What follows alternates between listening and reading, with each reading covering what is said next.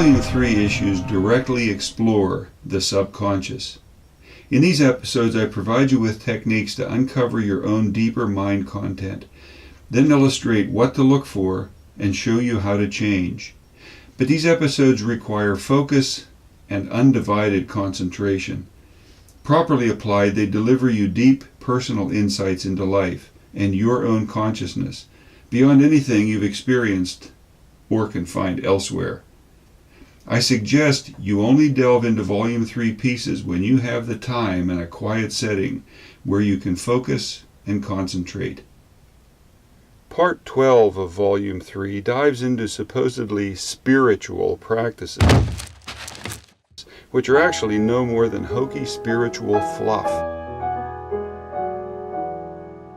The Essence of Reality explores how the psyche which you are creates the reality you encounter.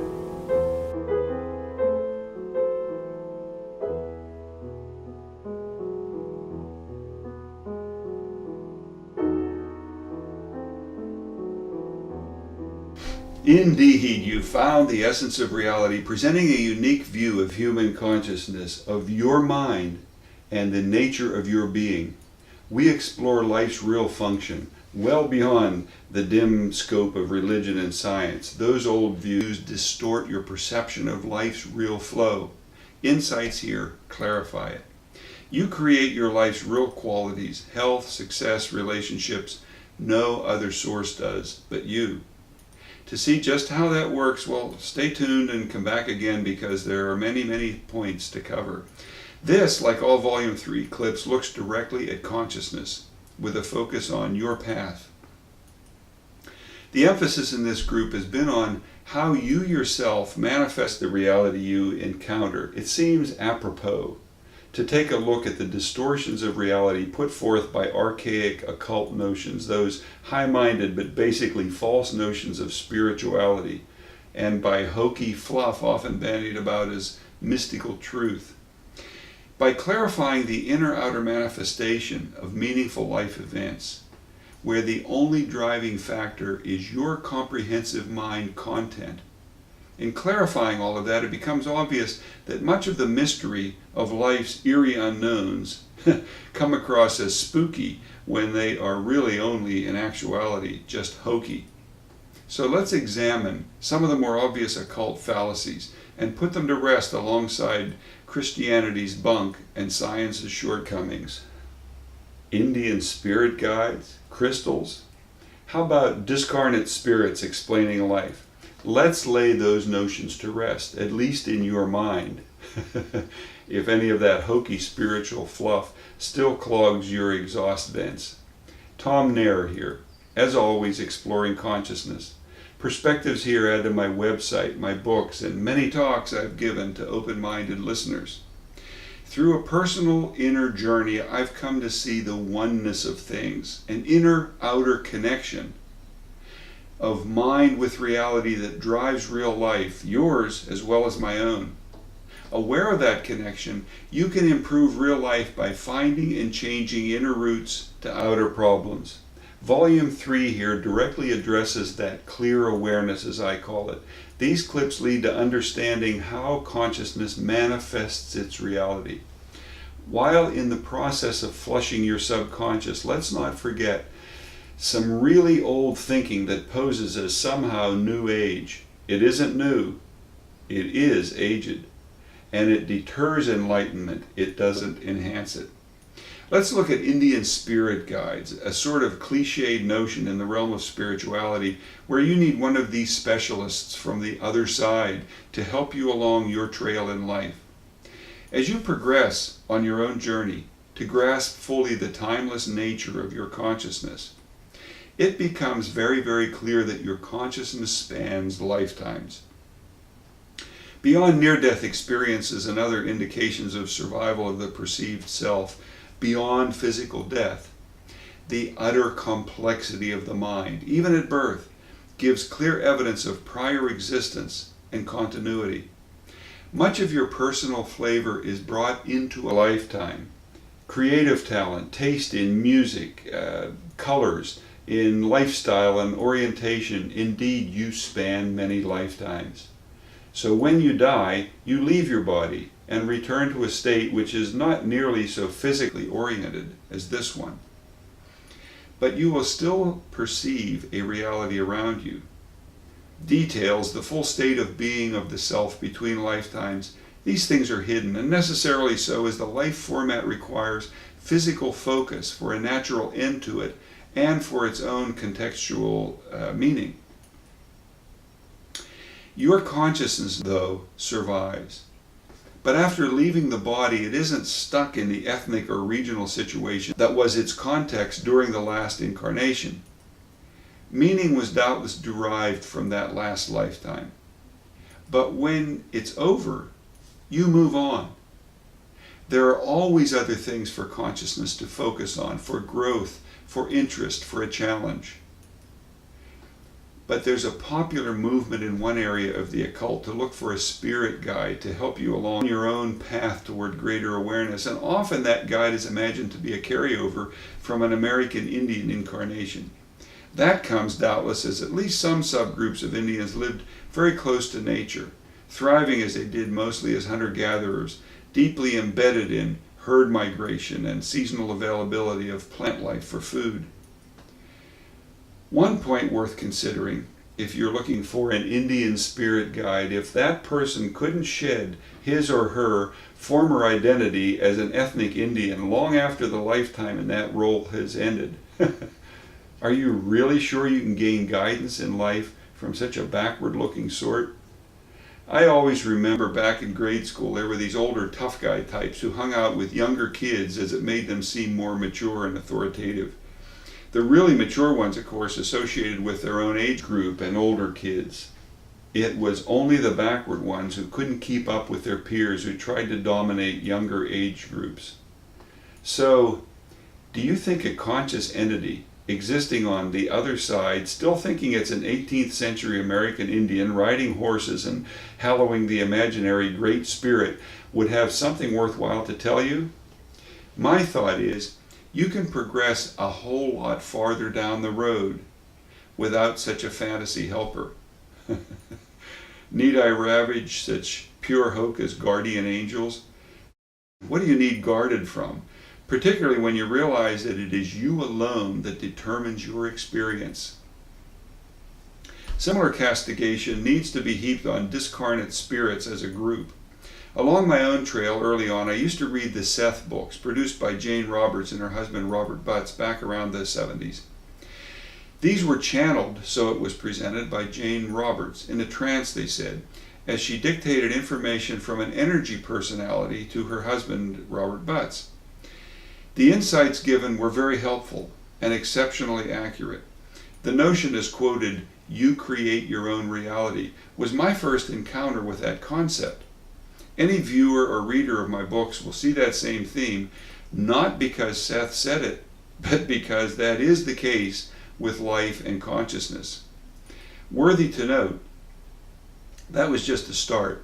My trek through life involved exhaustive inner cleansing of old, limited beliefs that countered that accurate observation. Each of us does personally manifest the reality we encounter. My pathway and purpose is to clarify how and promote a personal path in that direction. So Seth was very helpful to me personally. But was that a real character named Seth? I mean, really? Or was it just part of Jane's own psyche, which couldn't admit that a real human was capable of perceiving deeper truths about life on its own? That indeed would be impossible to judge without sheer reliance on one's own beliefs and inclinations. In any case, the channeled info was very pertinent and extremely helpful. That was good, but at some point I had to grow beyond discarnate advice and see things myself clearly. Seth couldn't get me there. And I'm not sure if Seth, whoever or whatever he or she or it was there himself, herself, or itself. My thought always was, look, Seth, if you're that advanced, why don't you incarnate into your own body and tell me directly all of life's secrets? You know, take on life's real issues, vagaries, and insults to present your perspectives on your own, rather than sitting up in the balcony yelling lines while Jane faces life's real issues on stage. And that segues into the secret. Here again is Abraham, supposedly a committee of discarnate spirits who are going to get you all set up in wealth and eternal health. They exude, somehow pass through Esther Hicks, a great array of spiritual notions, supposed truths.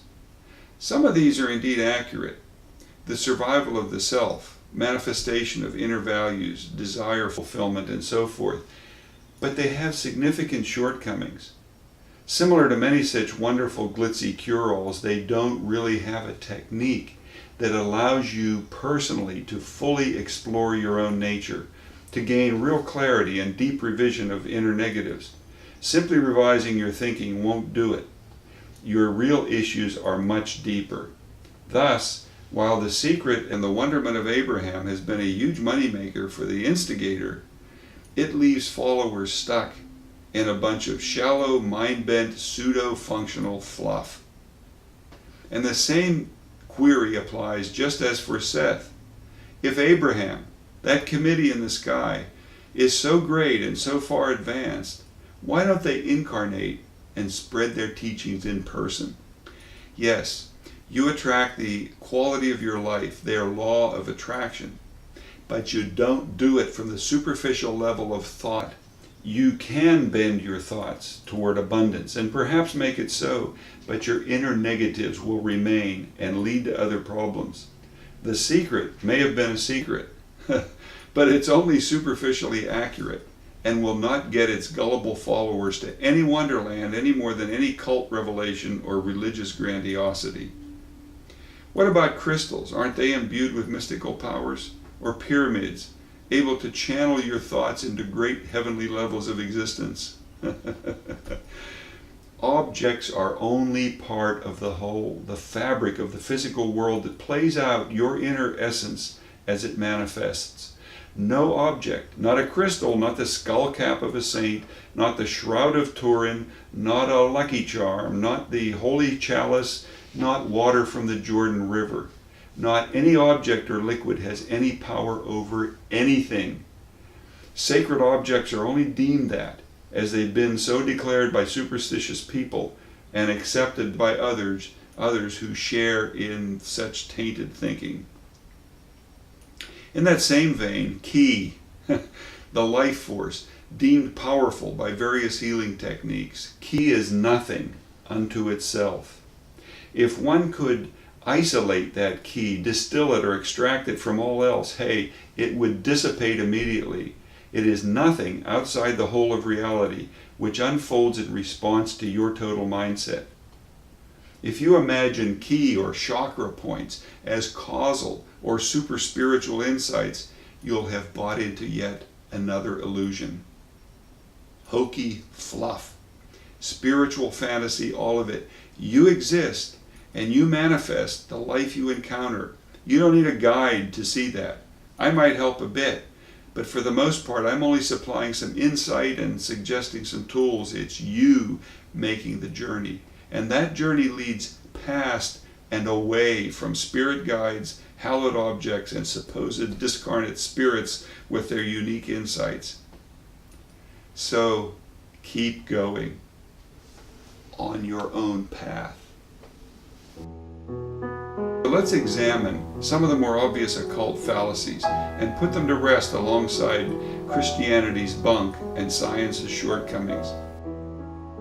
Indian spirit guides. Do you think a conscious entity existing on the other side, still thinking it's an 18th century American Indian riding horses and hallowing the imaginary Great Spirit, would have something worthwhile to tell you? Guardian angels?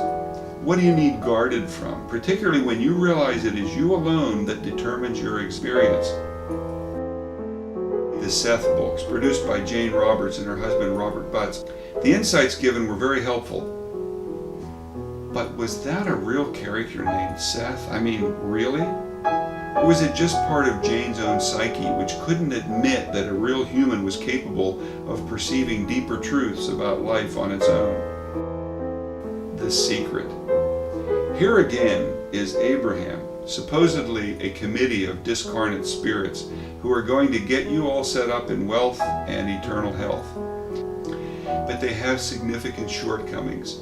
Similar to many such wonderful glitzy cure-alls, they don't really have a technique that allows you personally to fully explore your own nature, to gain real clarity and deeper vision of inner negatives. And the same query applies just as for Seth. If Abraham, that committee in the sky, is so great and so far advanced, why don't they incarnate and spread their teachings in person? No object, not a crystal, not a skull cap of a saint, not the shroud of Turin, not a lucky charm, not any object or liquid has any power over anything. Ki, the life force, deemed powerful by various healing techniques. Ki is nothing unto itself. Hokey, fluff, spiritual fantasy, all of it. It's you making the journey. And that journey leads past and away from spirit guides, hallowed objects, and supposed discarnate spirits with their unique insights.